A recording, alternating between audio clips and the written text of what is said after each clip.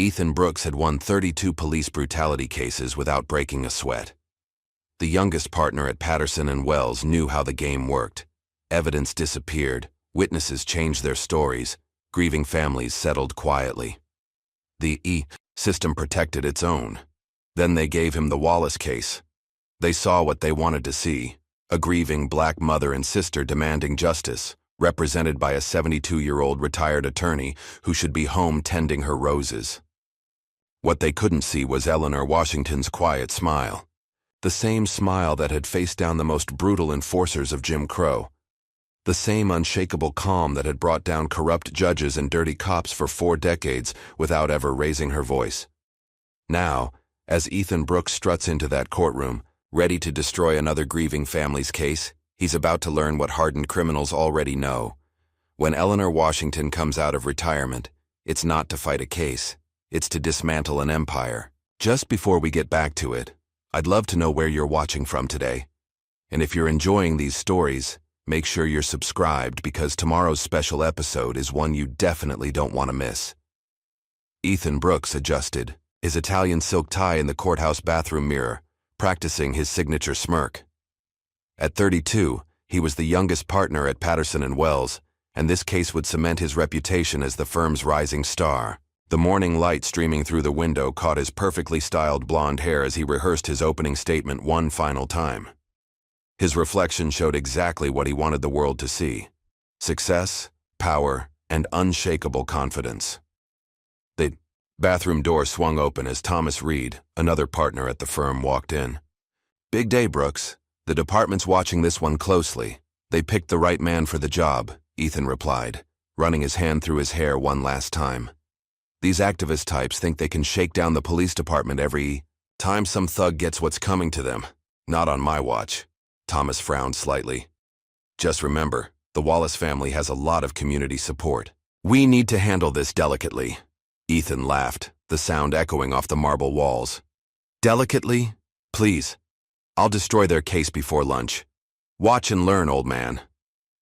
Down the hall, his colleagues from the firm huddled around the water cooler, hanging on his every word as he described his strategy. The younger associates looked at him with undisguised admiration, while the more experienced lawyers exchanged knowing glances. "It's the same old story," Ethan proclaimed, gesturing dramatically. "Family loses a criminal relative and tries to cash in. They'll probably parade some grieving mother and sister in front of the jury, trying to play on emotions instead of facts." Sarah Matthews, a junior associate with 3 years of experience, shifted uncomfortably. "But what about the footage from that night? The witnesses said is irrelevant." Ethan cut her off with a wave of his manicured hand. "These activist types always try to paint their clients as saints. Trust me, I've seen it 100 times. He didn't mention that this was actually his first high-profile police defense case. Details like that didn't matter when you had his natural talent. But shouldn't we at least consider?" Sarah began again. "Listen, sweetheart," Ethan interrupted, his tone dripping with condescension. "I know you're new to this, but leave the strategy to those of us who actually know what we're doing. Why don't you go organize the exhibits or something useful?" Sarah's face flushed red as she turned and walked away. The remaining associates quickly found reasons to disperse, leaving Ethan alone with his inflated sense of importance. Across town, in a modest living room filled with family photos and the lingering scent of fresh coffee, Margaret Wallace sat with her daughter Lisa, both dressed in their Sunday best. Their hands were clasped tight as they waited for their attorney to arrive. A framed photo of Terrence in his graduation cap and gown watched over them from the mantel, his bright smile forever frozen in time. The room itself told the story of a family's life and loss. Pictures chronicled Terrence's journey, from a grinning toddler to a proud high school graduate. His academic achievements hung alongside Lisa's nursing school acceptance letter. A father's absence was marked by the subtle gap in later family photos, leaving Margaret to raise her children alone. "Mama, are you sure about this?" Lisa asked, her voice barely above a whisper. At 23, she was now the only child Margaret had left. "Going up against the police department, it's going to be hard. They're already saying terrible things about Terrence on the news. Margaret reached up to touch the silver cross hanging around her neck, a gift from Terrence on her last birthday. Her fingers traced the familiar pattern as she spoke. Your brother deserved better than dying alone on that street, baby. We owe him the truth. He always stood up for what was right, even when it was hard. Now it's our turn to stand up for him. Lisa nodded, wiping away tears. I miss him so much, Mama. Every day at the hospital, I keep thinking he's going to show up with those silly dollar store flowers like he used to, telling me to stay strong through nursing school. He was so proud of you. Margaret smiled through her own tears. Remember how he worked those extra shifts at the grocery store to help with your textbooks? That boy would do anything for his family. Their moment of remembrance was interrupted by a gentle knock at the door. Margaret smoothed her dress and stood, drawing strength from her faith and her daughter's presence. When she opened the door, she found herself face to face with Eleanor Washington. At 72, Eleanor moved with the deliberate grace of someone who had spent decades commanding courtrooms, her silver hair swept back in a neat bun. Her clothes were simple but immaculate, a navy blue suit that had seen countless battles for justice. Deep lines around her eyes spoke of both laughter and sorrow, while her posture remained straight and dignified. Mrs. Wallace, Lisa, Eleanor, greeted them warmly, though her eyes held a hint of sadness. She'd spent the night reviewing the case files again, and the weight of what she'd read showed in the slight slump of her shoulders. Before we head to the courthouse, I want you both to understand what we're up against. Margaret gestured for Eleanor to sit. When Reverend Mitchell recommended you, he said you were the best, said you've been fighting these battles longer than most. Eleanor placed her worn leather briefcase on the coffee table, its scratches and scuffs telling stories of countless legal battles. I've seen too many cases like Terrence's, too many mothers left without answers. She paused, choosing her words carefully. I retired last year, but when I heard about what happened to your son, some fights you can't walk away from. Lisa leaned forward, her nursing training evident in her practical questions. The other lawyer, what do you know about him? Reverend Mitchell said he's ruthless. Ethan Brooks, Eleanor said, her tone neutral but her eyes sharp. Young, ambitious, with a perfect record defending the department. He'll try to make this about anything except what happened that night. He'll dig through Terrence's past, question his character, paint him as a threat rather than a victim. Are you ready for that? Margaret's grip on her cross tightened. They already killed my boy. They can't hurt him anymore. Eleanor reached out and took Margaret's hand, her grip firm and reassuring. Then let's go tell Terrence's story. But remember, in that courtroom we need to be stronger than our anger, more dignified than their disrespect. Can you do that? Both women nodded, though their eyes showed their fear. They gathered their belongings, Margaret clutching her well-worn Bible, Lisa holding a small photo of Terrence in her purse. As they walked to Eleanor's car, neighbors watched from behind curtained windows, some nodding in support, others quickly turning away. The courthouse steps were a circus of news vans and reporters when they arrived. Camera flashes exploded around them as Eleanor guided the Wallace family through the media gauntlet. Microphones thrust in their faces, questions shouted from all directions, creating a cacophony of accusation and speculation. Mrs. Wallace, do you blame the entire police department? Ms. Washington, coming out of retirement for this case, what makes it special? Lisa, what do you say to claims your brother resisted arrest? Is this case connected to the wider protests against police brutality? Eleanor moved them through with practiced ease, her presence creating a calm bubble in the chaos. She'd walked these steps hundreds of times before, guiding other families through similar storms. Her hand remained steady on Margaret's back, offering silent support as they climbed toward justice. Inside, the courthouse hallway buzzed with tension.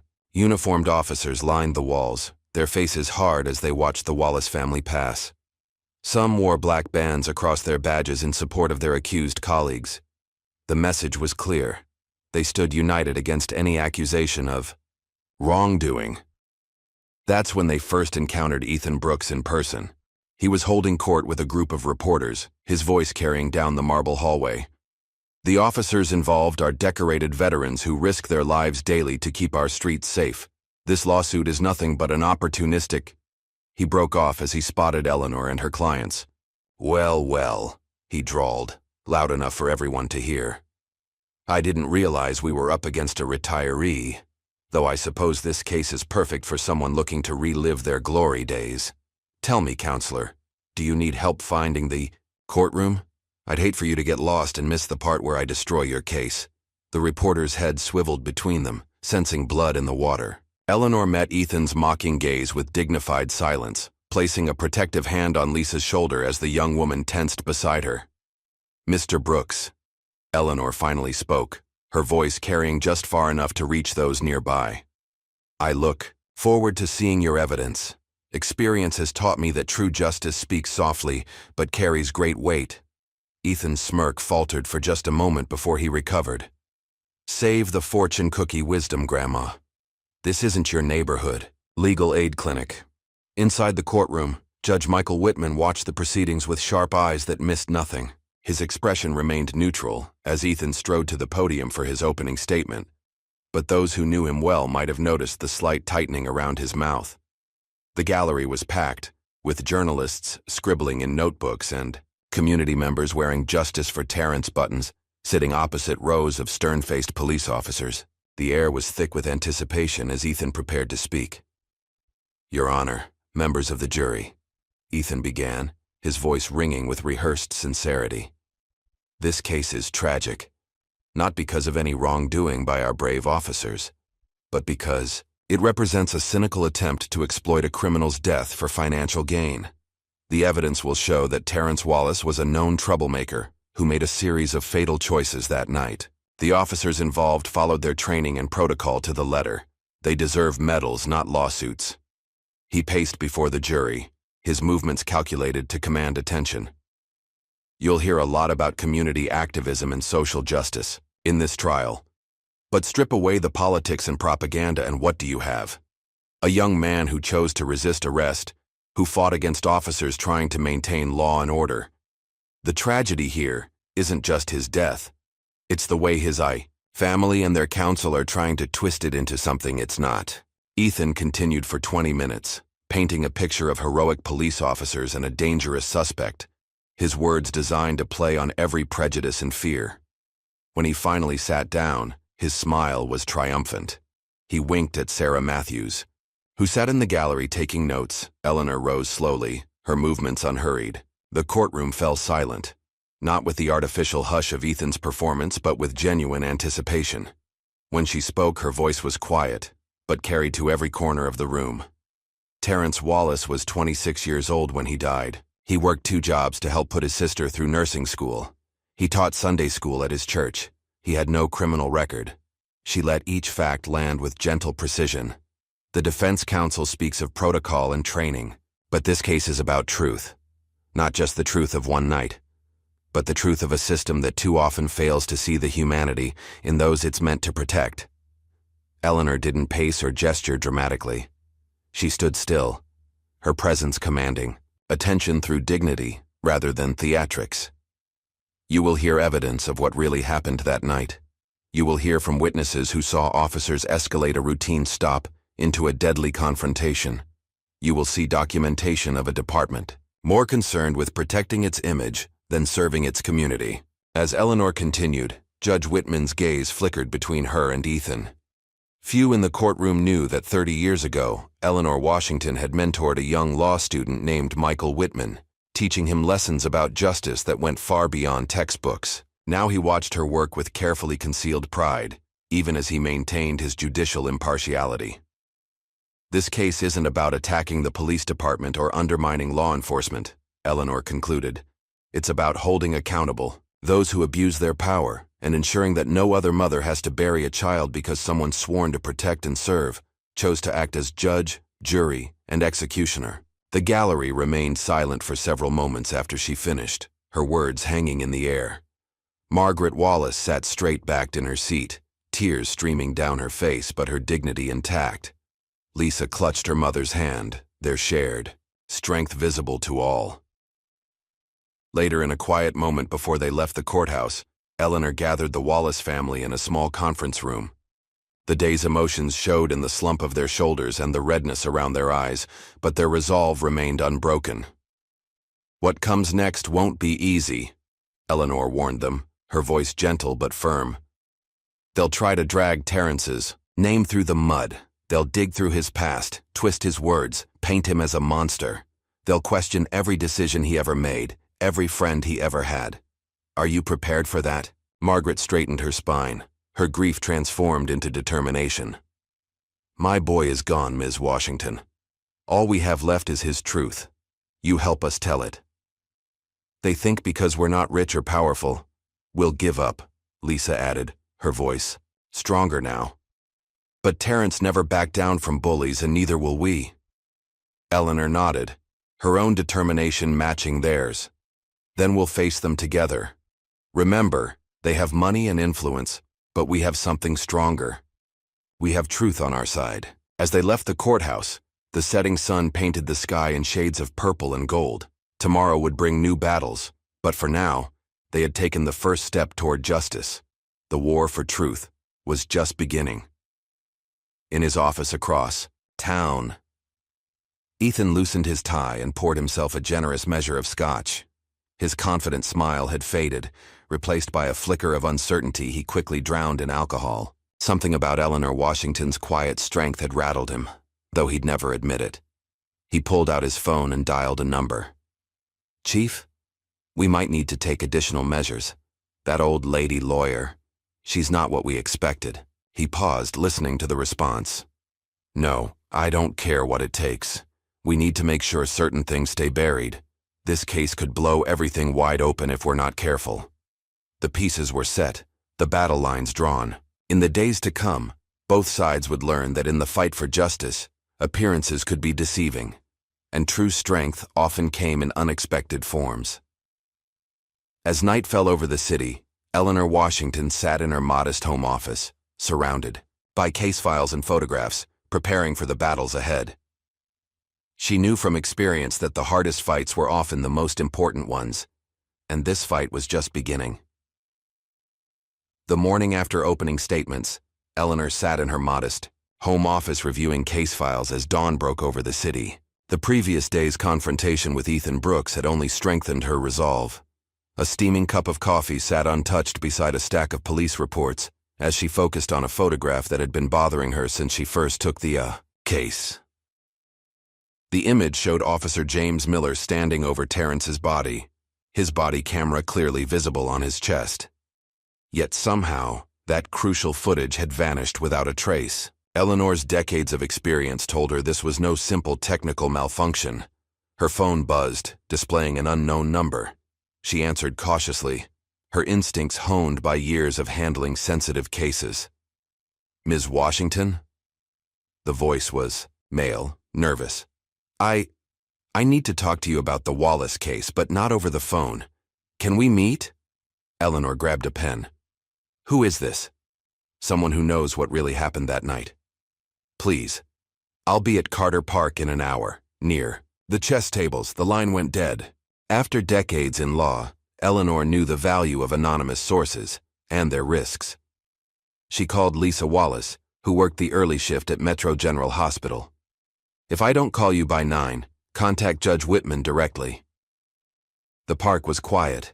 At this hour, morning joggers and dog walkers providing just enough activity to make a meeting inconspicuous.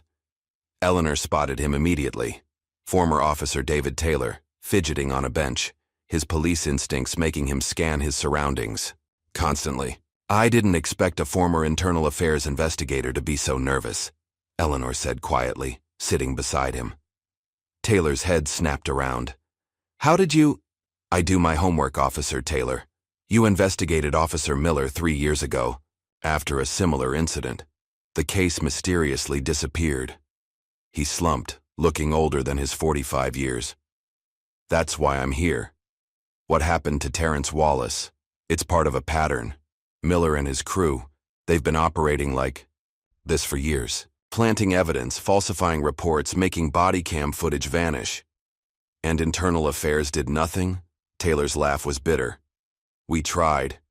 God, we tried. But every time we got close, the cases would get buried. Officers would change their statements. Witnesses would recant. Evidence would go missing. Eleanor studied him carefully. Why come forward now? Because I can't sleep anymore. He pulled out a flash drive. This contains every report I filed on Miller's unit, the real reports before they were altered, including what happened the night Wallace died. This could end your career. My career ended the day I chose to look the other way. He stood abruptly. I'll testify if you need me, but be careful. They'll come after you hard for this. Eleanor watched him hurry away, the flash drive heavy in her pocket. She had no illusions about what this meant. The department would deploy every weapon in its arsenal to discredit both Taylor and his evidence. Back at her office, Eleanor began reviewing the files. Hours passed as she uncovered a web of corruption that went far beyond Terrence's case. Multiple incidents of excessive force, falsified evidence, and coordinated cover-ups painted a damning picture of systemic abuse. Her concentration was broken by a commotion outside. A group of protesters had gathered, their chants for justice echoing. Up to her window. News vans lined the street, reporters doing live stand-ups about the growing controversy. Her phone buzzed again, this time with a text from an unknown number. Drop the Taylor evidence or else. Some stories should stay buried. Eleanor took a deep breath, remembering similar threats from past cases. She speed-dialed Margaret Wallace. Mrs. Wallace, we need to meet. Things are about to get complicated. Across town, Ethan Brooks was having his own crisis. He paced his corner office at Patterson and Wells, Taylor's planned testimony throwing his carefully constructed case into chaos. How did you let this happen? Police Chief Richard Wilson's voice boomed through the speakerphone. Taylor was supposed to be handled. With all due respect, Chief, Ethan's usual confidence wavered. You told me he'd been bought off. Now he's giving evidence to Washington. Then discredit him. That's what we pay you for. Taylor had a drinking problem years ago. Use it. Make him look unstable. And the evidence he provided? Evidence can be challenged. Documents can be questioned. Focus on destroying Taylor's credibility. Make him toxic. Ethan loosened his tie, sweat beading on his forehead. What about Washington? She's not backing down. Everyone has secrets. Brooks, find hers. After hanging up, Ethan summoned his team. Sarah Matthews watched with growing discomfort as he outlined their strategy. I want everything on David Taylor. Parking tickets, divorce records, medical history, anything we can use. And I want every case Eleanor Washington has ever lost. Every mistake, every oversight, every questionable decision. That's not exactly legal, Sarah protested. Ethan slammed his hand on the desk. Neither is letting cops go to jail for doing their jobs. Now get to work, or find another firm.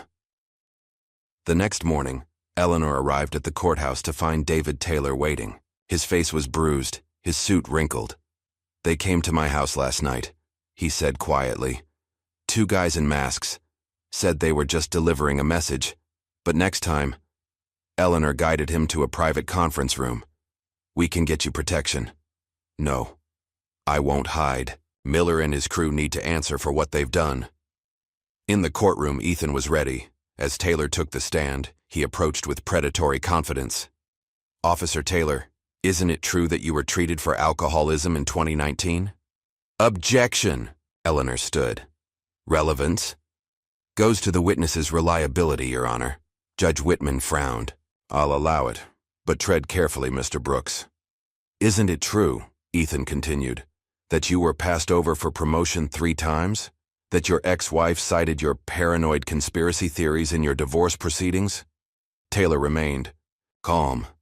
Yes, I sought help for drinking. Yes, I was passed over after I started investigating Officer Miller, and my ex-wife worked for the department's PR team, but none of that changes the evidence. Evidence you conveniently discovered years after the fact. Documents that can't be authenticated. Documents that were deliberately buried, Taylor countered. Just like the body cam footage from the night Terrence Wallace died. A murmur ran through the courtroom. Eleanor noticed Judge Whitman lean forward slightly. Your Honor, Eleanor rose. We'd like to present Exhibit C, an internal memo directing Officer Miller to resolve technical issues with his body camera before uploading footage from the night in question. Ethan scrambled. Objection. This document wasn't in discovery. Because it was illegally withheld, Eleanor replied calmly. Along with dozens of other documents Mr. Taylor preserved. Judge Whitman's gaze was stern. Mr. Brooks, was this memo deliberately withheld? Your Honor, the department has strict protocols for handling sensitive internal communications. That's not an answer, Counselor. Before Ethan could respond, a commotion erupted outside the courtroom. The doors burst open as protesters pushed past security, their chants filling the room. Signs demanding justice for Terrence and end police corruption waved above the crowd. Order. Judge Whitman's gavel cracked like thunder. Clear the courtroom. As security restored order, Eleanor noticed Lisa Wallace among the protesters, her face a mask of pain and determination. The young woman caught her eye, silently conveying the community's growing frustration. Once the courtroom was cleared, Judge Whitman addressed both attorneys. This case is becoming a powder keg. I expect both of you to maintain proper decorum and follow all discovery rules. Is that clear? Later that evening, Eleanor received another visitor. Sarah Matthews, clutching a thick folder. I can't be part of this anymore, Sarah said, placing the folder on Eleanor's desk. Ethan's ordered us to dig up dirt on you, Judge Whitman. Anyone who supports the Wallace family. He's even talking about fabricating evidence to discredit Taylor. Eleanor opened the folder, finding detailed surveillance reports on herself and her clients. Why are you showing me this? Because my brother was killed by police 5 years ago. Different city, same story. No one stood up for him then. I became a lawyer to fight this kind of injustice, not help cover it up. You understand what this could cost you? Sarah straightened. Some things matter more than a career. That night, Eleanor worked late again, the pieces of corruption forming a clearer pattern. Her phone buzzed with another threatening text, but she barely noticed. The truth was finally emerging, and no amount of intimidation would stop it. In his apartment, Ethan paced frantically, phone to his ear. Chief, we have a problem. Matthews jumped ship, and she took documents with her. Handle it, Brooks, whatever it takes.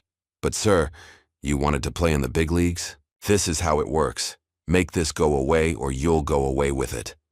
The line went dead, leaving Ethan alone with his crumbling case and growing fear. He poured another drink, his hands shaking slightly as he reached for his phone again. Meanwhile, Eleanor met with Margaret and Lisa Wallace in their home, updating them on Taylor's testimony and the growing evidence of departmental corruption. They're going to say horrible things, Eleanor warned. About David Taylor, about Terrence, about all of us. Are you prepared for that? Margaret clasped her hands in prayer. Lord gave me strength to bury my son. He'll give me strength to face their lies. Lisa's voice was harder. Let them talk. Every lie they tell just proves how scared they are of the truth. Eleanor smiled sadly, remembering countless other families who'd faced similar battles. The protest today, it shows how many people support you, but it also makes you targets. We need to be careful. Terrence used to say, Lisa's voice caught, that change doesn't come from being careful. It comes from being brave. The next morning, news broadcasts led with footage of the courtroom protest. Political pundits debated police accountability while community leaders called for calm. Outside the courthouse, two groups of protesters faced off, one supporting the police, the other demanding justice for Terrence. Eleanor arrived early, finding David Taylor waiting again. His bruises had darkened, but his resolve had strengthened. They offered me money last night, he said. A lot of money. When I refused, they threatened my kids. Eleanor's expression hardened. We can request witness protection. No, my kids are safe. I sent them to my sisters out of state. I'm seeing this through. Inside, Ethan was reviewing his strategy with the remaining members of his team, his usual arrogance replaced by desperate intensity. Taylor is the key. Destroy him, and this all goes away. I don't care what you have to do. Find something we can use. But as he watched his team disperse, Ethan caught his reflection in the window. The polished young lawyer who'd started this case was gone, replaced by someone he barely recognized. The day's testimony focused on the missing body camera footage. Eleanor methodically built her case, presenting document after document showing a pattern of technical difficulties whenever Miller's unit faced accusations of misconduct. During a break, Judge Whitman called both attorneys to his chambers. His expression was grave as he studied them. "This case is becoming about more than one tragic night," he said carefully. "The integrity of the entire system is being questioned. I expect both of you to remember your ethical obligations as officers of the court." Ethan squirmed under the judge's steady gaze, while Eleanor remained composed. Both understood the warning beneath the words. That afternoon, as Sarah Matthews prepared to testify about Ethan's illegal tactics, a bomb threat forced an evacuation of the courthouse. In the chaos, someone slipped another note into Eleanor's briefcase. "Last warning. Some secrets are worth killing for." But it was too late for warnings.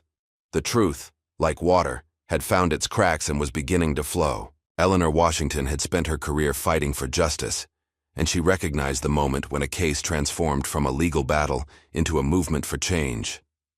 As day turned to evening, Eleanor sat with the Wallace family in her office, watching news coverage of the growing protests. Margaret clutched her Bible, drawing strength from its worn pages. Lisa's nursing scrub still bore the creases from her shift, but her exhaustion was overshadowed by determination.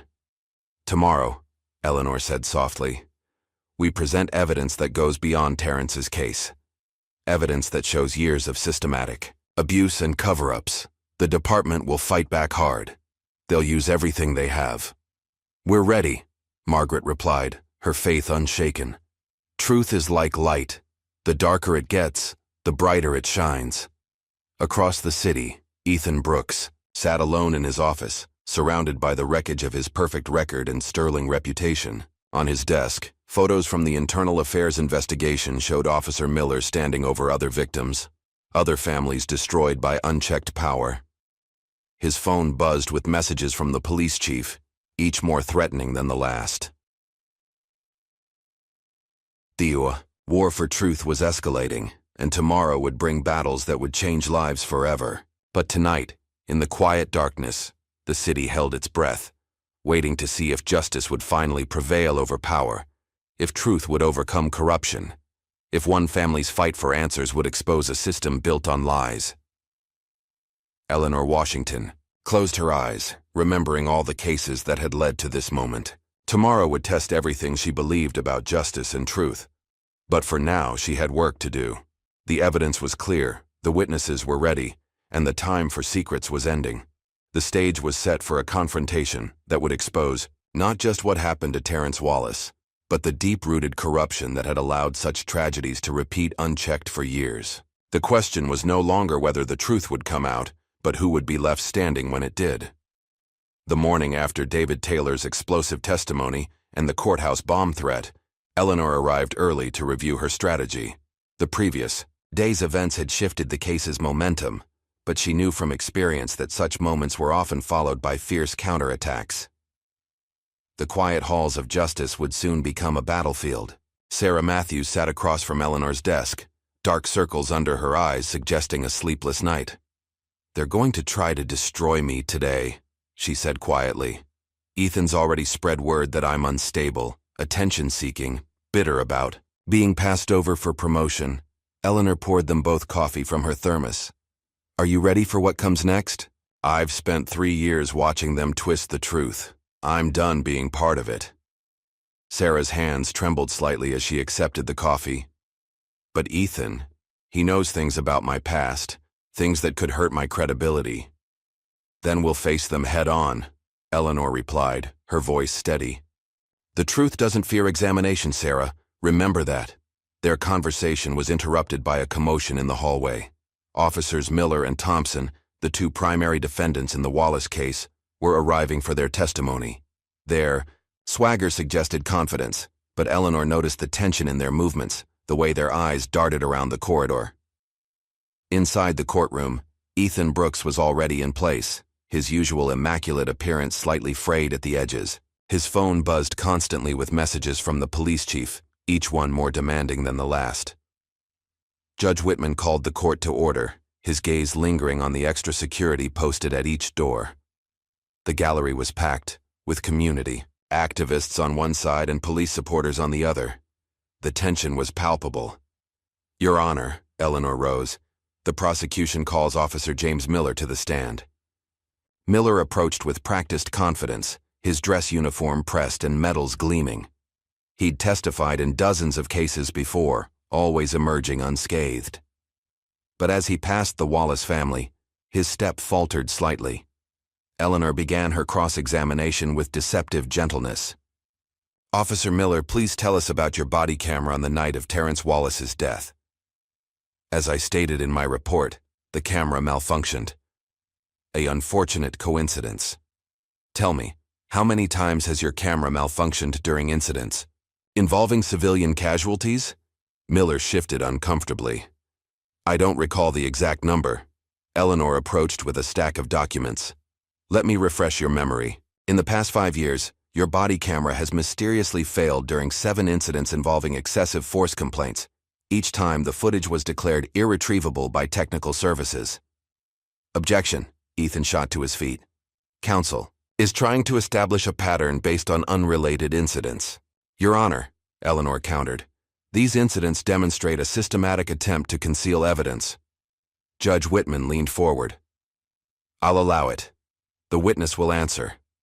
Miller's facade cracked slightly. "Technical problems happen. It's not unusual." "Not unusual?" Eleanor's voice remained calm, but carried to every corner of the room. "Let's discuss Officer Sandra Chen. When she reported your conduct during the Martinez incident, she was transferred to desk duty. When Officer Taylor investigated you, his career was destroyed. When Terrence Wallace's friend tried to film your actions that night, his phone was confiscated and never returned." "Objection. Counsel is testifying." "Withdrawn." Eleanor changed, direction smoothly. "Officer Miller, where were you on the night of April 15th, 3 days before Terrence Wallace's death?" The question caught Miller off guard. I was on patrol." "Were you? Or were you at the Blue Line bar, meeting with Officers Thompson and Rogers planning how to handle community troublemakers in your patrol area?" Miller's face paled. Sarah Matthews leaned forward, recognizing the date. She'd been at that bar, gathering evidence that would later drive her to switch sides. "I want to invoke my Fifth Amendment rights," Miller said suddenly. A murmur ran through the courtroom. Eleanor merely nodded, as if she'd expected this. "No further questions, Your Honor." During the lunch recess, Ethan cornered Sarah outside the courthouse cafe. "You told her about the bar meeting, didn't you? You little traitor." "Back off, Ethan," Sarah warned, noticing a news photographer nearby. "You think you're so righteous? Wait until they hear about your brother, about how he really died." Sarah's face hardened. "Go ahead. I'm not afraid of the truth anymore." The afternoon session began with Officer Thompson's testimony. Eleanor's approach shifted, becoming more aggressive as she sensed the defense's growing desperation. "Officer Thompson, explain why your arrest record shows a disturbing pattern of targeting young black men in routine stops." "Objection. Inflammatory." Overruled. "The witness will answer." Thompson's arrogance cracked under Eleanor's relentless questioning. His answers became defensive, contradictory. When she presented statistics showing racial disparities in his use of force, he lost his composure. "You don't know what it's like out there. We're trying to keep order in a jungle, and you people—" "Thank you, Officer Thompson." Eleanor cut him off smoothly. No further questions. By late afternoon, the prosecution's case had gained undeniable momentum. Eleanor methodically exposed years of misconduct, building a picture of systemic abuse that went far beyond Terrence's death. During a break, Margaret Wallace approached Eleanor in the hallway. "Ms. Washington, there's something you should know. Someone broke into our house last night." Eleanor's expression darkened. "Was anything taken?" "No, but they left this on Terrence's photo." Margaret handed over a note that read, "Drop the case, or the next funeral will be yours." "We're not stopping," Margaret said firmly. "Terrence wouldn't want us to." Eleanor squeezed her hand.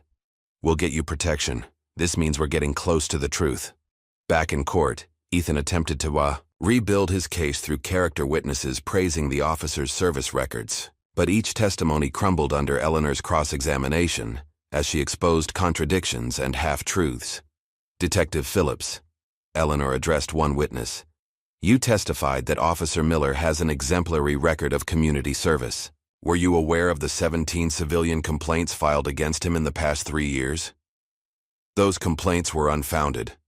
Unfounded or buried? Like the dashcam footage from the Robinson incident? The witness statements that mysteriously vanished from the Garcia case? As Eleanor pressed harder, Ethan became increasingly agitated. During another recess, he made a desperate call to the police chief. "She knows everything. Someone's feeding her information about cases we buried years ago." "Then use the contingency plan," the chief growled. "You know what's at stake here." That evening, as Eleanor prepared to leave the courthouse, she found Sarah waiting by her car. "They're planning something," Sarah warned. "Ethan made calls to some people, the kind you don't want to know about. Be careful going home." Eleanor smiled sadly. "I've faced worse than Ethan Brooks and his friends. But thank you, Sarah. You've shown real courage." At home, Eleanor reviewed her notes for the next day's witnesses. Her phone lit up with another anonymous threat, but she barely glanced at it. Instead, she opened an old photo album, touching, a picture of herself and her late husband at a civil rights march decades ago. "Still fighting the same battles, James," she whispered. "But we're getting closer." A knock at her door interrupted her thoughts. Through the peephole, she saw 2 men in dark clothes. Their hands were concealed in their jackets. Eleanor calmly called Judge Whitman. "Michael, remember that favor you owe me? I need it now." Within minutes, unmarked police cars surrounded her house. The would-be intruders fled, but their message was clear. The stakes were escalating. The next morning, Eleanor arrived in court to find the gallery even more crowded. Word of the previous day's revelations had spread, drawing national media attention. Civil rights leaders sat alongside community members, while rows of uniformed officers filled the opposition side. As she prepared to call her next witness, Ethan approached the bench with a desperate motion. "Your Honor, we've discovered evidence that Mrs. Washington has a conflict of interest in this case. Her husband's death in 1992 involved officers from the same precinct." Eleanor didn't flinch. "My husband was killed by racist officers who were later convicted of civil rights violations. If Mr. Brooks thinks this makes me biased against police corruption, he's correct." Judge Whitman's voice was sharp. "Motion denied, Mr. Brooks, and I caution you about making personal attacks on counsel." Eleanor's next witness was a forensics expert who analyzed the pattern of injuries on Terrence's body. Their testimony systematically dismantled the officer's claim of self-defense, showing that Terrence had been struck repeatedly while already subdued.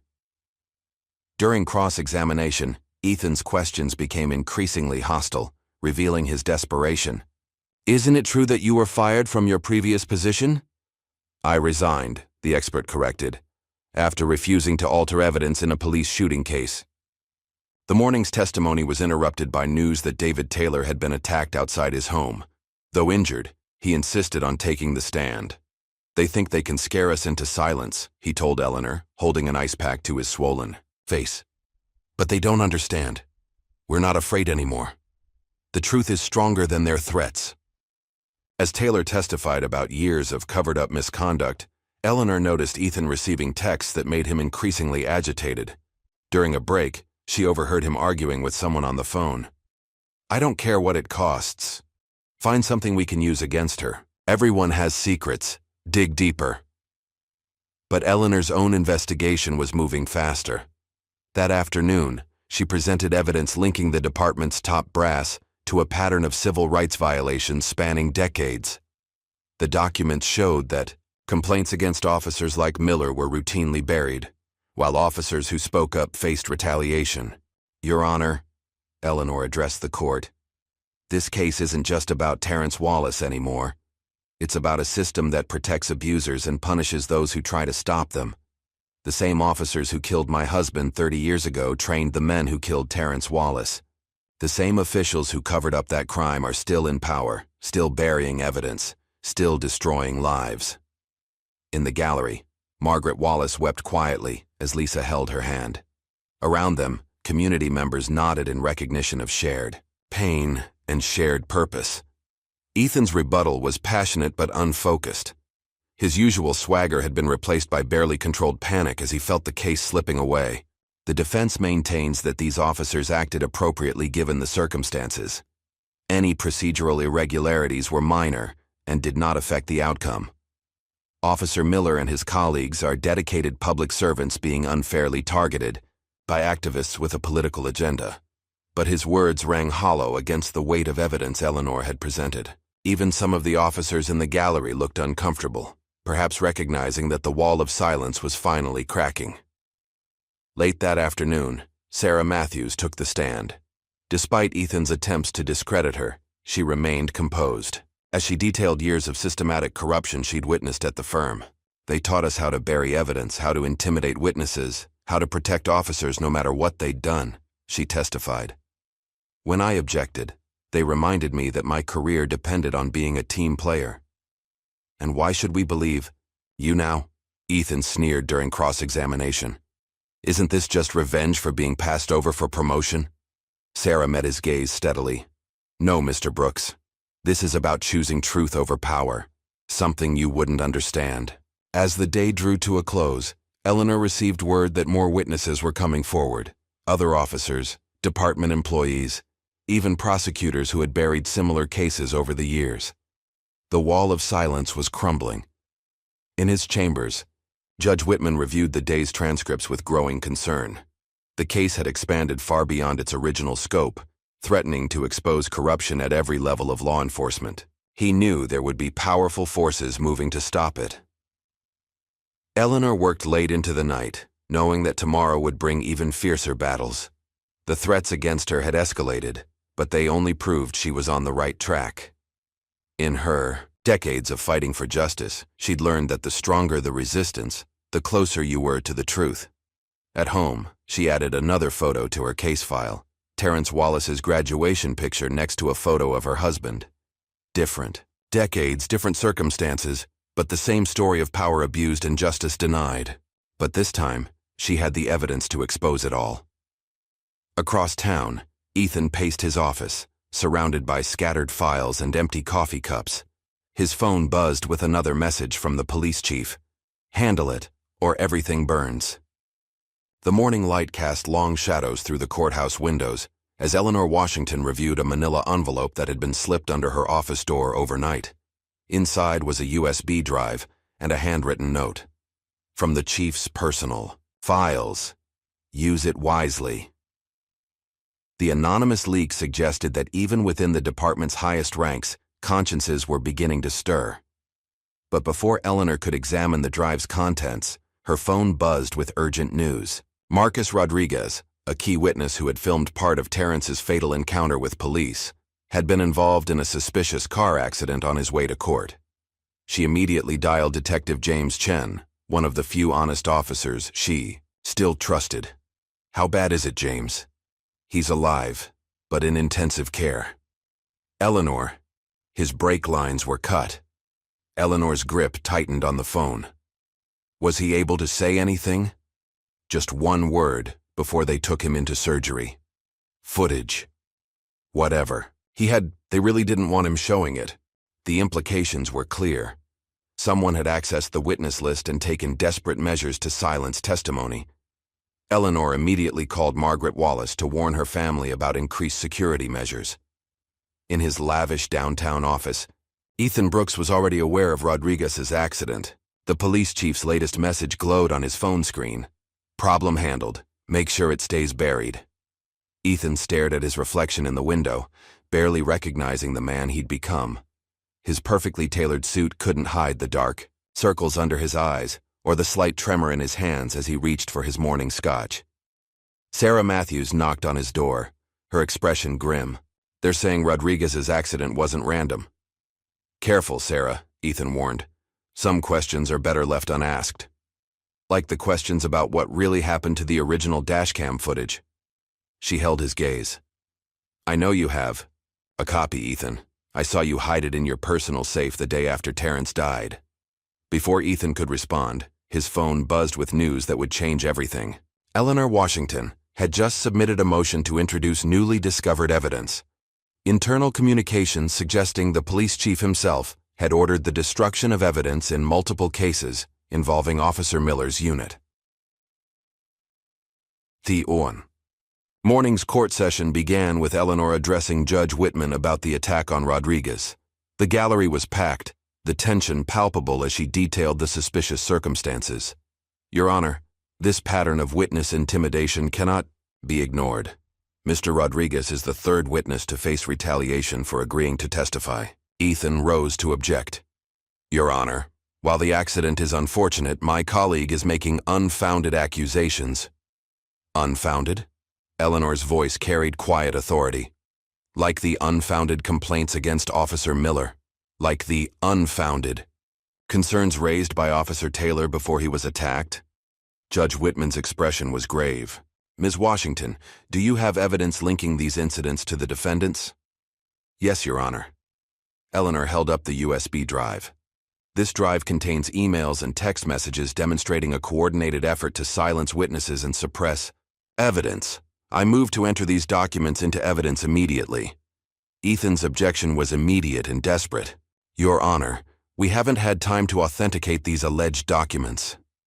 Then I suggest you do so during the lunch recess, Judge Whitman replied firmly. These allegations are too serious to dismiss without examination. As Eleanor began presenting the new evidence, the story it told was damning. Years of systematic corruption unfolded through emails, text messages, and internal memos. The documents revealed a department culture that prioritized protecting its own over serving justice. Margaret and Lisa Wallace sat in the gallery, their faces showing a mix of vindication and horror as the true scope of the corruption emerged. Around them, community members who had lost loved ones to police violence nodded in grim recognition of patterns they'd long suspected, but couldn't prove. During the lunch recess, Eleanor met privately with the Wallace family in a secure conference room. They're going to try to discredit this evidence, she warned. And they might come after you even harder now. Margaret's faith remained unshaken. The Lord didn't bring us this far to abandon us now. Lisa squeezed her mother's hand. Terrence always said the truth was like a sunrise. You can try to ignore it, but it's going to shine anyway. Back in court, Ethan tried to challenge the authenticity of the leaked documents, but his usual confidence had evaporated. Each attempt to discredit the evidence only led Eleanor to reveal more damaging details.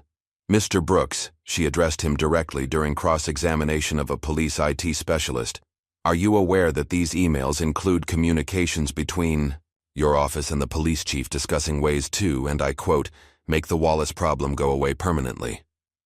Ethan's face paled. The gallery erupted in murmurs as Eleanor pressed on. In fact, your own emails suggest you were aware of Officer Miller's history of excessive force complaints before you agreed to represent him. Isn't that true? I wish to invoke my Fifth Amendment rights, Ethan stammered, shocking the courtroom into silence. Judge Whitman's gavel cracked like thunder. Mr. Brooks, you cannot selectively invoke the Fifth Amendment while continuing to represent your clients. Either withdraw from the case or answer the question. The afternoon session brought a surprise witness, Karen Miller, Officer James Miller's ex-wife. Her hands shook as she took the stand, but her voice was steady as she described years of witnessing her former husband's racist comments and brutal attitudes toward minorities in his patrol area. He used to brag about it, she testified, about teaching young black men their place, about making evidence disappear when things got too rough. When I threatened to report him, he said no one would believe me over a decorated officer. Ethan's cross-examination was aggressive but ineffective. Isn't this simply revenge against your ex-husband? Aren't you bitter about the divorce? I'm here because I have to live with staying silent for too long, Karen replied. Because Terrence Wallace's mother deserves to know why her son died. As Karen stepped down, Eleanor noticed several police officers in the gallery shifting uncomfortably. The wall of silence was cracking, and everyone could feel it. The day's final witness was Dr. Angela Thompson, a police psychologist who had evaluated Officer Miller's unit multiple times. Her testimony revealed a pattern of escalating aggression and racial bias that had been flagged in numerous reports that were subsequently buried by department leadership. I recommended Officer Miller's removal from street duty 3 times, Dr. Thompson stated. Each time my reports were ignored or altered. When I persisted, I was told my contract wouldn't be renewed if I didn't revise my findings. Outside the courthouse, the crowd of protesters had grown larger and more diverse. Civil rights leaders stood alongside suburban mothers, college students, next to retired police officers who could no longer stay silent. Their chants for justice echoed through the courthouse windows. Eleanor used their presence to make a point about community impact. "This case isn't just about one tragic night," she told the jury. "It's about a system that has lost its way, about power unchecked and accountability denied. Every person standing outside represents a community that has lost faith in those sworn to protect them." As the day drew to a close, Eleanor received word that Marcus Rodriguez had emerged from surgery. He was weak but stable, and more importantly, ready to testify via video link about what he'd witnessed the night Terrence died. Ethan's desperation reached new heights. During a brief recess, he cornered Eleanor in the courthouse library. "You have no idea what you're doing," he hissed. "You think this is about justice? There are people involved who will do anything to keep their secrets buried." Eleanor met his gaze calmly. "I've spent my life fighting people who think their power puts them above the law. They don't scare me, Ethan, and neither do you." That evening, as Eleanor prepared for the next day's testimony, she received an unexpected visit from Judge Whitman at her office. "The Chief Justice called me today," he said without preamble. "There's pressure to declare a mistrial, to bury this whole thing." "And what did you tell him?" "That I took an oath to uphold justice, not protect the powerful." He paused. "Like someone taught me long ago." Eleanor smiled, remembering the idealistic law student he'd once been. "They'll come after you too, Michael. Let them try. Some things are worth the cost." Later that night, Eleanor visited Marcus Rodriguez in the hospital. Despite his injuries, his determination was unshaken. "I still have the original video," he whispered. "Kept it hidden all this time, waiting for someone I could trust." The footage shows everything.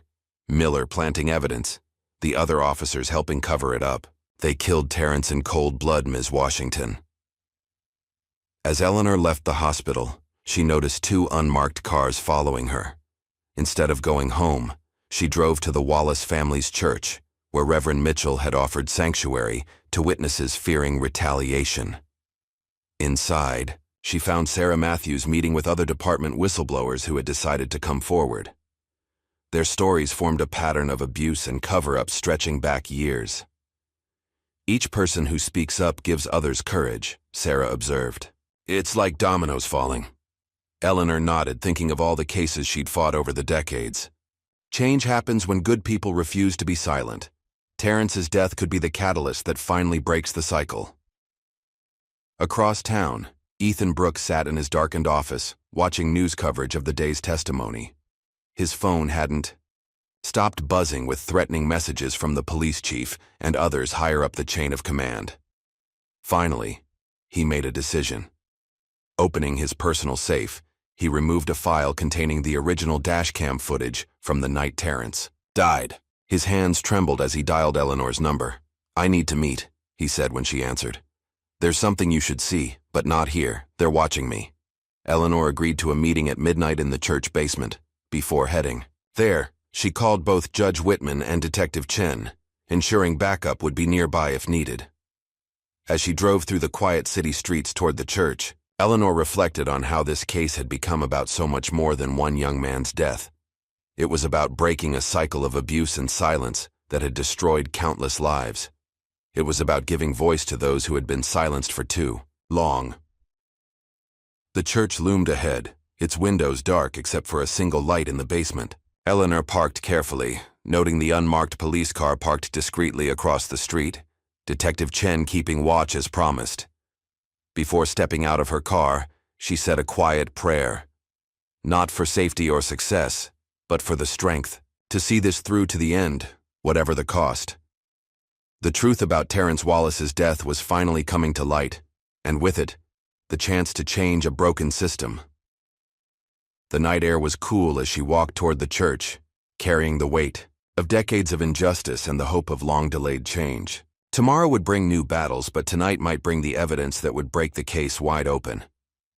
The midnight meeting at the church had changed everything. Ethan Brooks' handover of the original dashcam footage set in motion a chain of events that would expose the full depth of corruption within the department. As dawn broke over the courthouse, Eleanor Washington prepared to present evidence that would shatter the wall of silence once and for all. Sarah Matthews arrived early, carrying a thick folder of emails she'd secretly archived during her time at Ethan's firm. These prove he knew about the cover-up from the beginning, she explained. Every email between Ethan and the police chief, documenting their conspiracy to bury evidence. Eleanor studied the emails carefully. They were so confident in their power, they didn't even try to hide their tracks. "Pride comes before the fall," Sarah quoted softly. Inside the courtroom, tension crackled as Eleanor rose to address Judge Whitman. "Your Honor, the prosecution has obtained new evidence that directly implicates Mr. Brooks in the conspiracy to obstruct justice." Ethan's face drained of color as Eleanor presented the emails. His carefully constructed facade began to crack as she read them aloud. From Police Chief Wilson to Ethan Brooks, dated the night of Terrence Wallace's death. Handle this like the others. Evidence disappears. Witnesses change their stories. Case goes away. The gallery erupted in murmurs as Eleanor continued. "Mr. Brooks' response, already on it. No one will believe some activist family over decorated officers. I'll make sure of it." Ethan jumped to his feet. "These emails are fabricated.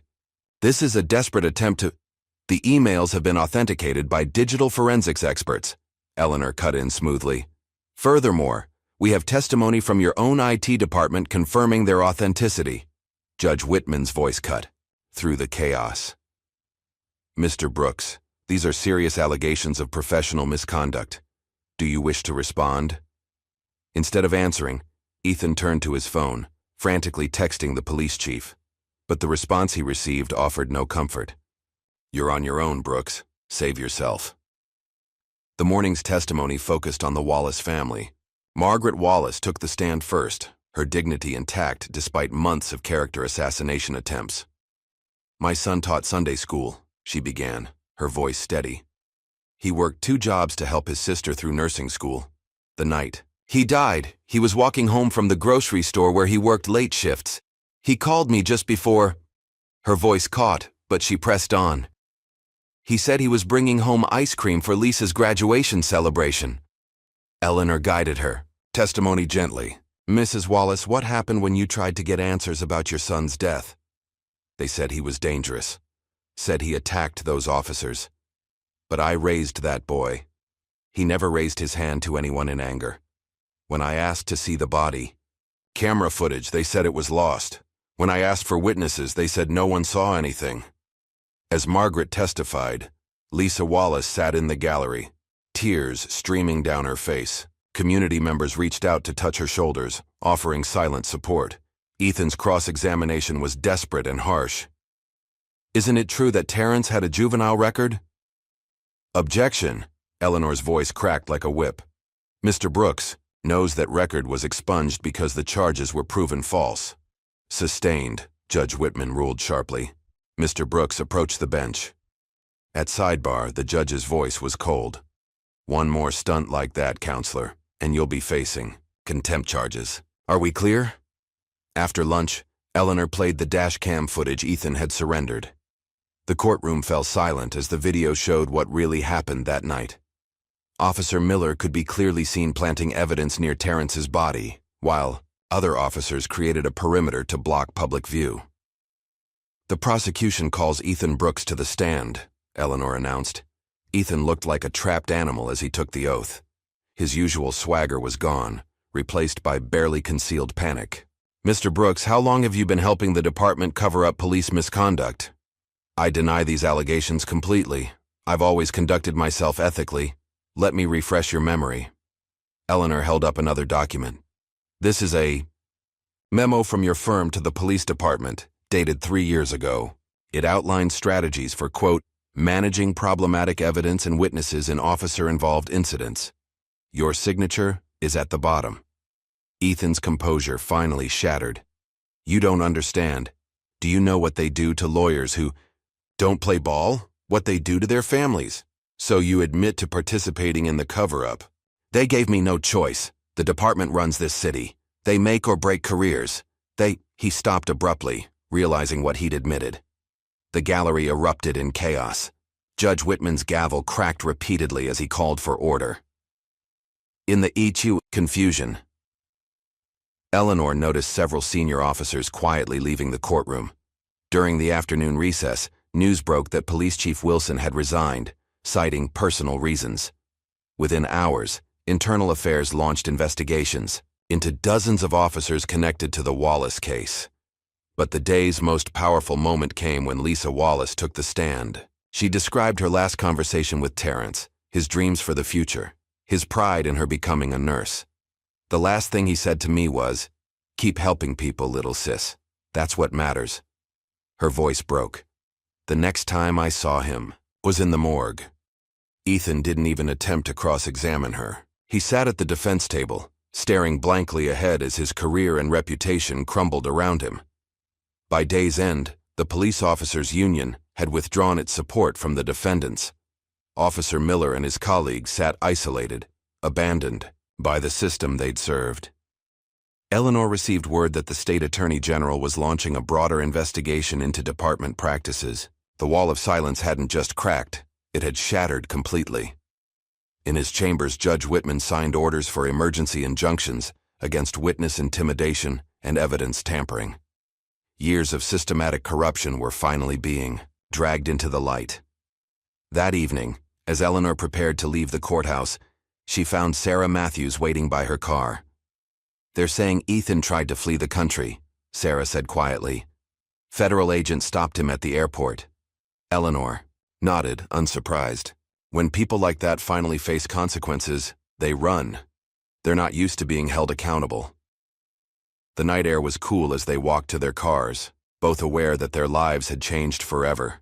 The truth about Terrence Wallace's death had exposed not just individual corruption, but a system built on lies and intimidation. In the Wallace home, Margaret and Lisa sat surrounded by community members who'd supported them throughout the trial. Reverend Mitchell led them in prayer, not just for justice, but for healing. Across the city, honest police officers began coming forward with their own stories of corruption they'd witnessed. The blue wall of silence was crumbling, making way for a new generation of law enforcement committed to true justice. Eleanor drove home under a sky full of stars, thinking of all the families who might finally see justice because one mother refused to be silenced, one sister kept fighting, and one young man's death became a catalyst for change. The truth had finally emerged, not in a sudden explosion, but in the steady revelation of evidence, testimony, and courage. Ethan's true colors had been exposed, along with the corrupt system he served. Now, the real work of reform could begin. Tomorrow would bring new challenges. But tonight, justice had prevailed. Terrence Wallace's death would not be in vain. His story had broken the chains of silence that had bound the city for too long. As Eleanor reviewed her notes for the next day's proceedings, she thought of Margaret Wallace's words. "All we have left is his truth." That truth had proven stronger than corruption, more powerful than intimidation, more lasting than lies. The case wasn't over, but its impact was already rippling through the justice system. Ethan's downfall was just the beginning of a larger transformation, as truth finally triumphed over power. The morning after Ethan's attempted flight and arrest, Eleanor Washington arrived at the courthouse to find Detective James Chen waiting, with troubling news. Despite the previous day's revelations, powerful forces were mobilizing to contain the damage. "They're calling in favors at every level," Chen reported, his voice low.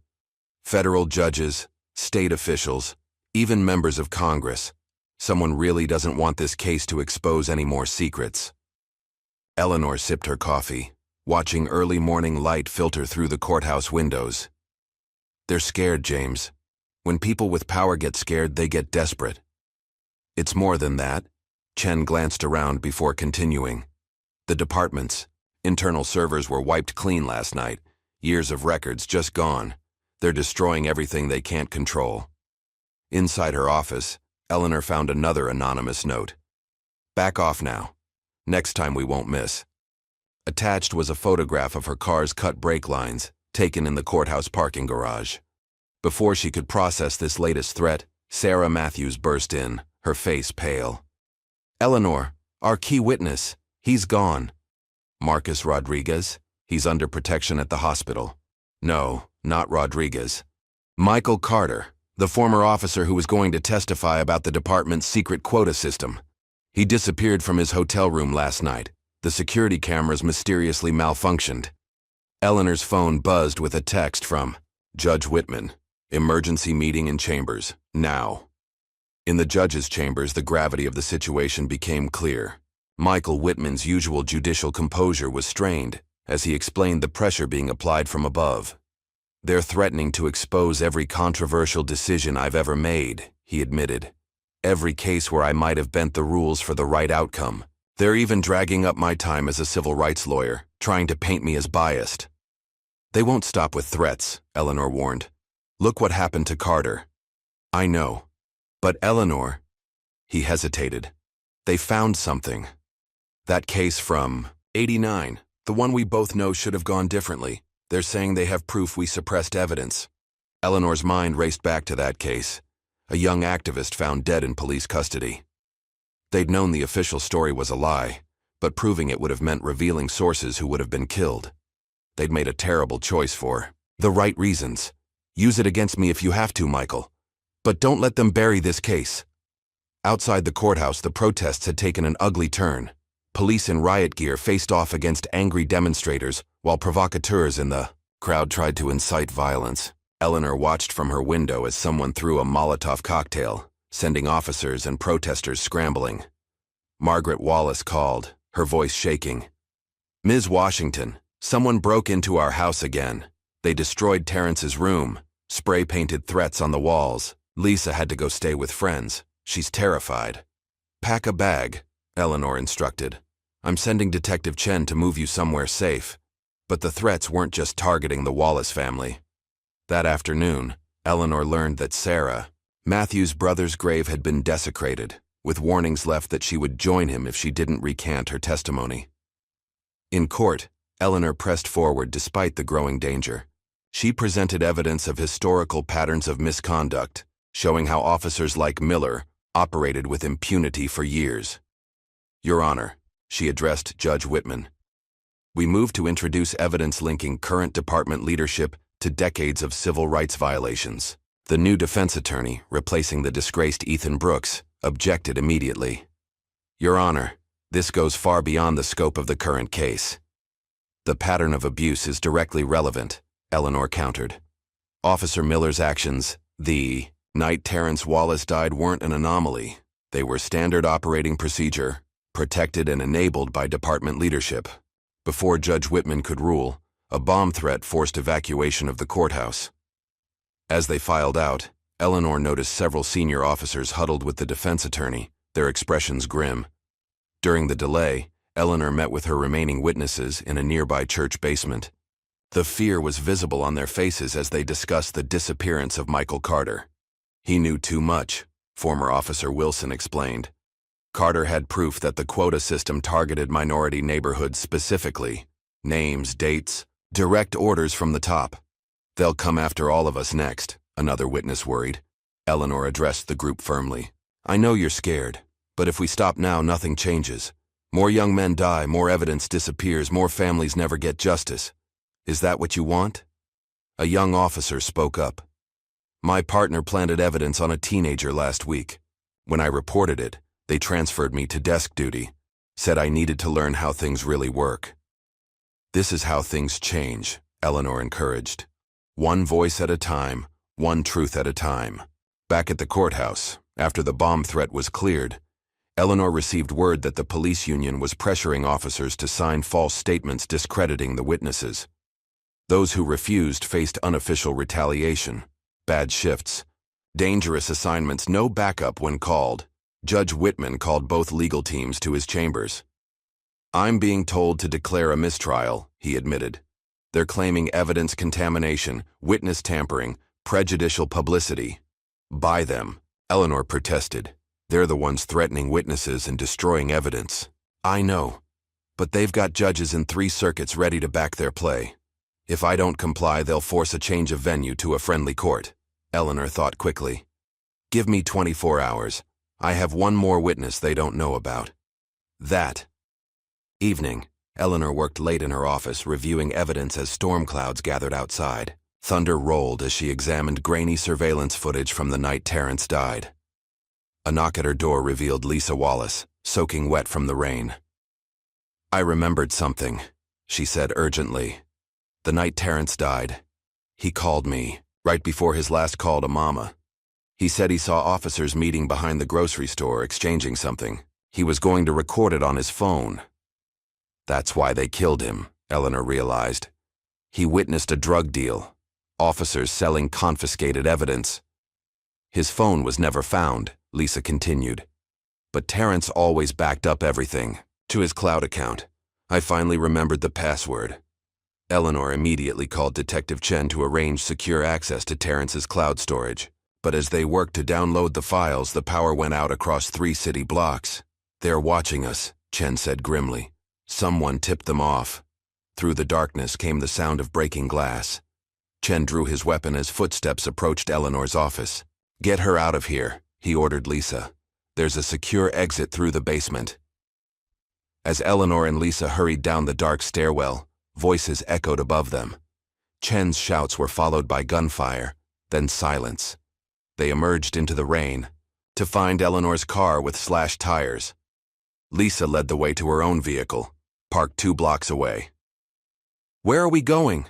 she asked as they drove through the stormy night. "To see your mother," Eleanor decided. "It's time to tell her everything." At a safe house outside the city, Margaret Wallace listened as Eleanor and Lisa explained what Terrence had discovered. Her grief transformed into steel-hard resolve.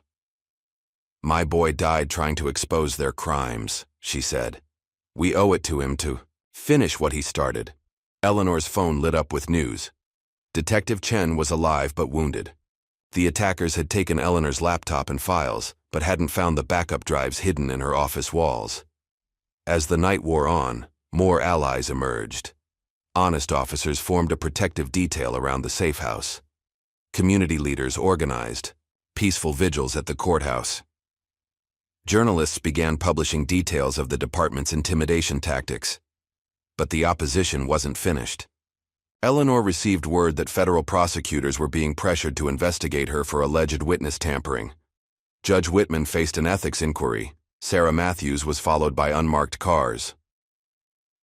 The next morning, Eleanor walked into court. Despite the threats carrying the evidence downloaded from Terrence's cloud account, the gallery was packed with supporters and opponents alike. "Your Honor," she began, "we have new evidence proving that Terrence Wallace was murdered not just for being in the wrong place at the wrong time, but because he witnessed criminal activity by Officer Miller and others." The defense team erupted in objections, but fell silent as Eleanor played a video from Terrence's phone. The grainy footage clearly showed officers exchanging packages behind the grocery store. "This is what Terrence Wallace saw the night he died," Eleanor told the hushed courtroom. "This is why a dedicated young man had to die, because he witnessed the corruption at the heart of this department." During the lunch recess, Eleanor received multiple calls from high-ranking officials offering deals. Drop the conspiracy charges, limit the case to Officer Miller alone, and the pressure would disappear. "They're running scared," Sarah observed as they reviewed the offers. "Good," Eleanor replied.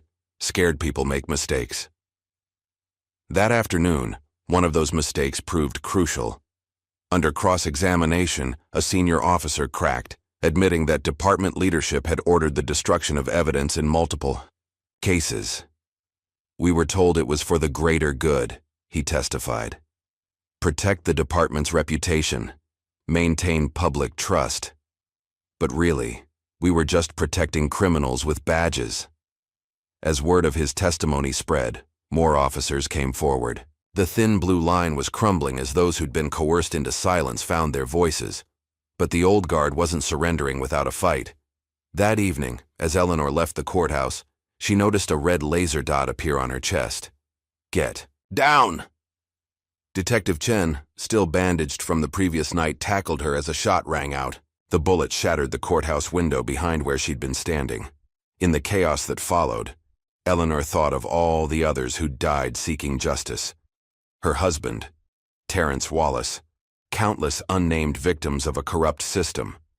"They're getting desperate," Chen said as they huddled behind a concrete barrier. "This is how it ends. Either they go down, or they make sure everyone goes down with them." From their safe house, the Wallace family watched news coverage of the assassination attempt. Margaret led them in prayer for Eleanor's safety, while Lisa coordinated with community activists to maintain peaceful protests. Eleanor worked through the night in a secure location, preparing to present the full scope of evidence the next day. Decades of systematic abuse, corruption, and cover-ups would finally be exposed. Her phone buzzed with a message from Judge Whitman. "Whatever happens tomorrow, the truth matters more than consequences." Outside her window, dawn was breaking over the city. In a few hours, she would walk back into court, carrying the truth that Terrence Wallace had died to expose. Justice might be in peril, but its defenders weren't backing down. The storm of retaliation had thrown everything into chaos, but within that chaos was opportunity. The corruption was finally exposed, vulnerable, fighting desperately to survive. Now was the time to press harder, to ensure the truth couldn't be buried again. Eleanor thought of what she'd told her witnesses. Change happens one voice at a time, one truth at a time. Today, those voices would rise together, too numerous to silence, too determined to intimidate. As she prepared for court, Eleanor received one final threat. Last chance to walk away. She deleted it without responding. Some fights were worth any cost, and justice was never guaranteed. It had to be defended, sometimes at great risk, by those who believed in its power to transform a broken system. The sun rose over the courthouse as Eleanor Washington gathered her evidence, ready to face whatever came next. The truth about Terrence Wallace's death had started an avalanche that couldn't be stopped. Justice might be in peril, but its defenders stood ready, knowing that the darkest hour comes just before dawn. The morning after the assassination attempt, Eleanor Washington entered the courthouse through a phalanx of federal marshals. The previous night's shooting had transformed the case into national news, drawing attention from civil rights leaders and government officials across the country. News vans clogged the streets as protesters on both sides clashed behind police barricades. Inside her office, Eleanor found Detective Chen waiting, his arm in a sling from his wounds. "We found the shooter," he reported. "Former SWAT officer with connections to Miller's unit. He's willing to talk in exchange for protection." "They're turning on each other," Eleanor observed, organizing her files for the day ahead. Fear does that to people who've never faced consequences before. Sarah Matthews arrived with fresh intelligence.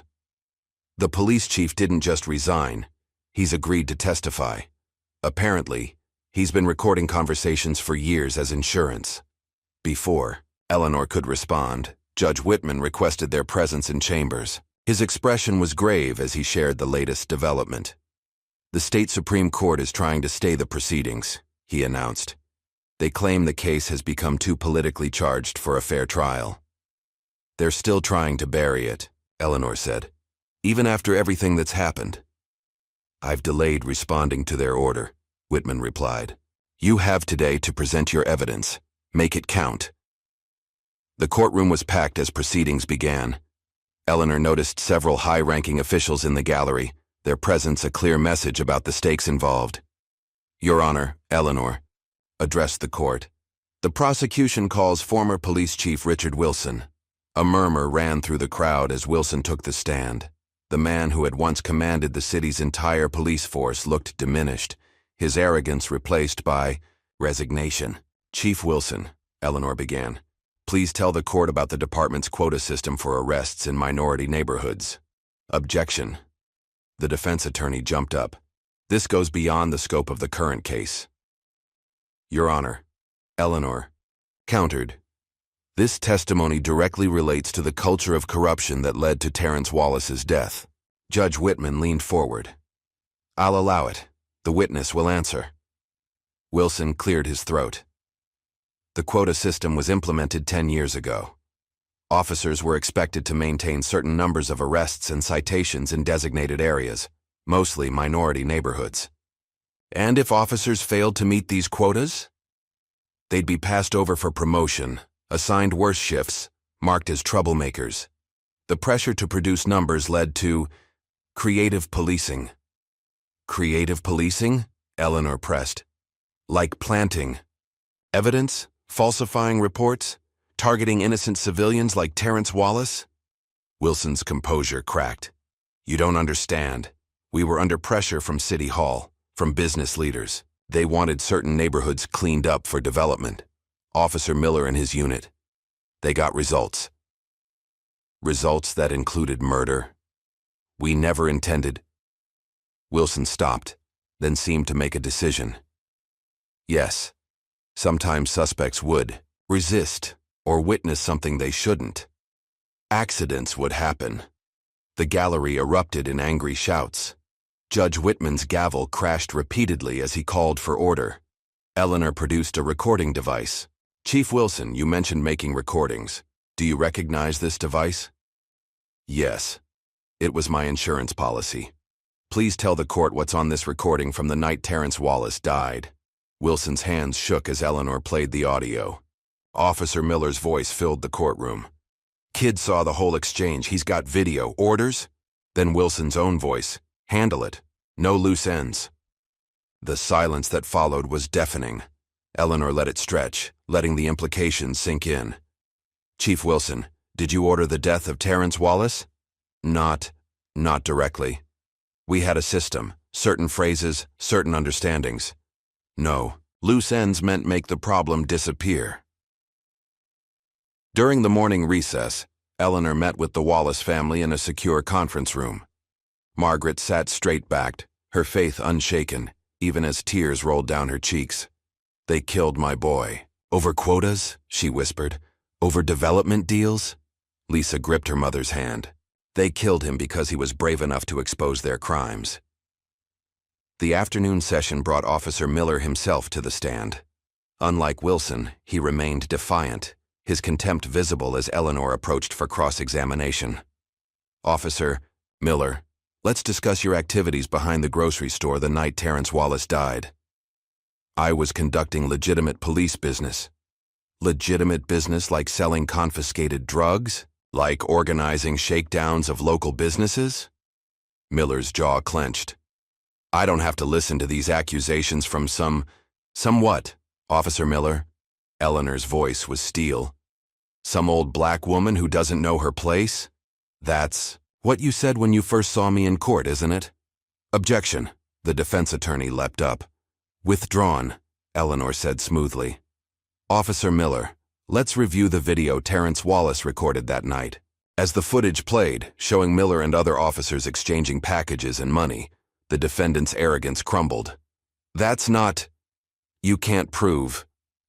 We have the full video now, Officer Miller, from Terrence's cloud account. We can see exactly what happened when you spotted him recording. Shall I play that part? Miller exploded. These animals need to learn. You come into our territory, try to tell us how to do our jobs, film us like we're criminals. Yes, I handled it. Someone had to maintain order. The courtroom erupted in chaos. Judge Whitman's gavel cracked like gunfire as Miller continued, his racist tirade.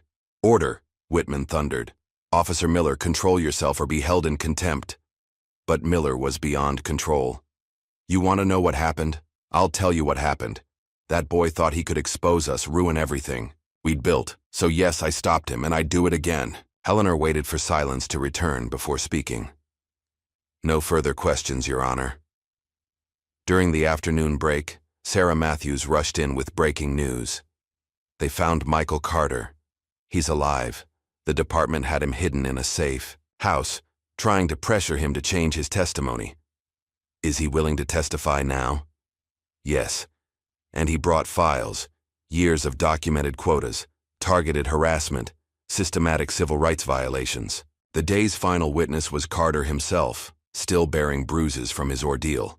His testimony methodically laid out the department's corruption, from racist quotas to drug dealing to murder. It wasn't just Terrence Wallace, he explained. There were others. Anyone who threatened to expose the system. We called them training accidents or justified use of force. But they were executions. As Carter testified, Eleanor noticed several older officers in the gallery nodding grimly. The wall of silence wasn't just cracking, it was disintegrating. The defense's cross-examination was weak, their questions merely going through the motions. They knew the case was lost. Late in the afternoon, Judge Whitman received the state Supreme Court stay order. He read it slowly, then looked at the packed courtroom. This court has heard evidence of corruption and criminal conduct at the highest levels of law enforcement, he declared. No stay order will prevent justice from being served. This trial will continue. Outside the courthouse, the crowd of supporters had grown enormous. Civil rights leaders led prayers for justice. Community members shared stories of police harassment and abuse. Even some uniformed officers joined the vigil, tired of serving a corrupt system. Eleanor worked late into the night, preparing for the next day's closing arguments. The evidence was overwhelming, but she knew the fight wasn't over. Sarah brought coffee and concerning news. They're trying to pressure the jury. Several members reported threatening phone calls. Have the marshals increase security, Eleanor directed. We've come too far to let intimidation win now.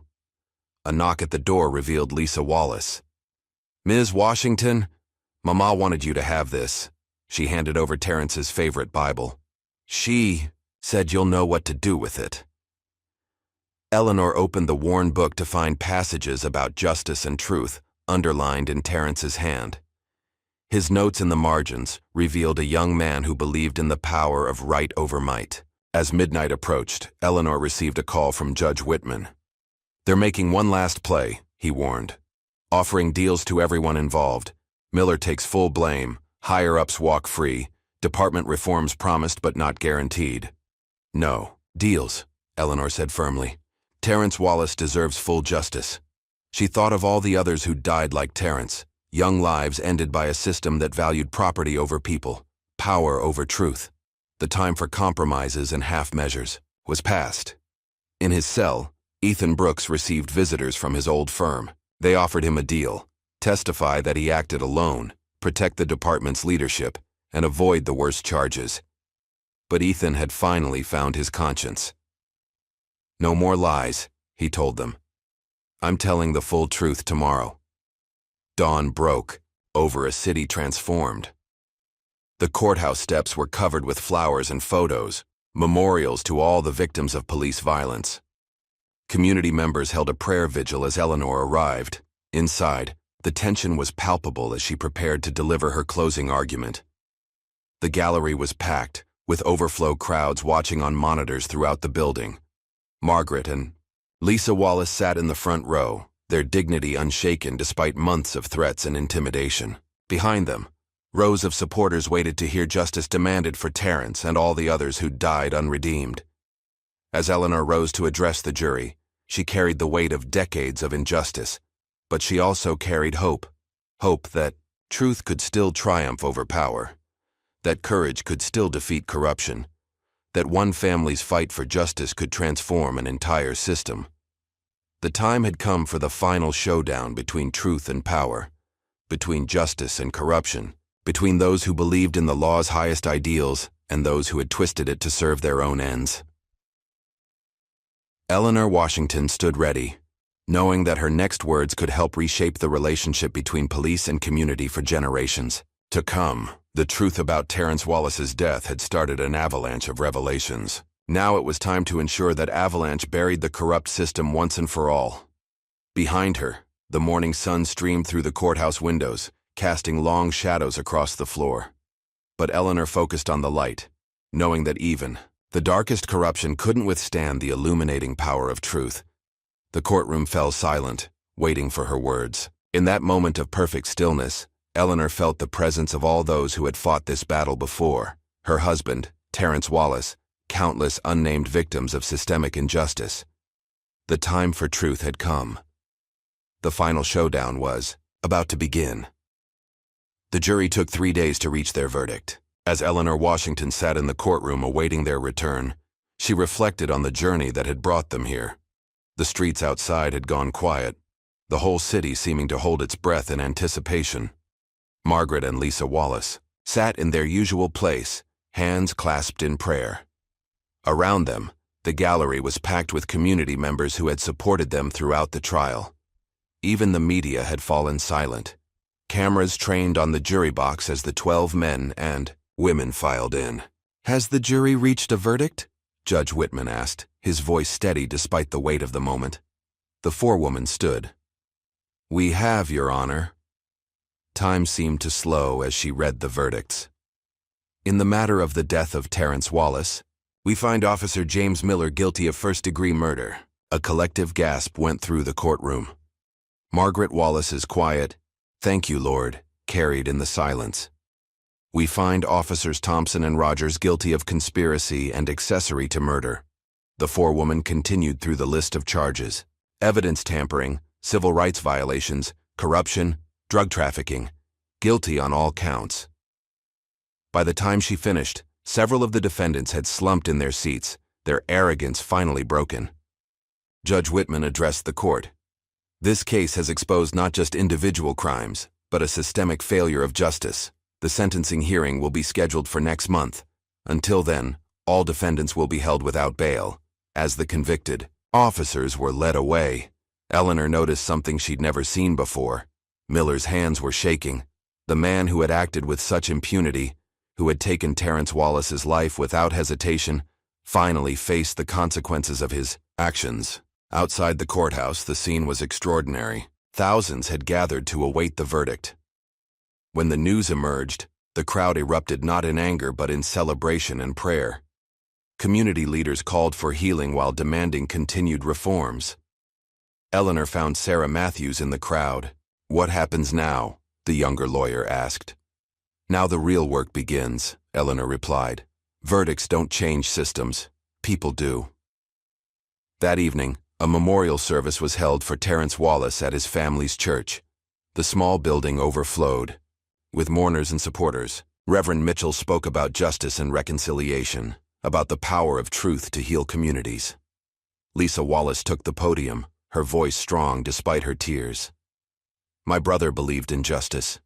Even that night, when he saw those officers breaking the law, he didn't run. He documented it because he believed the truth would matter."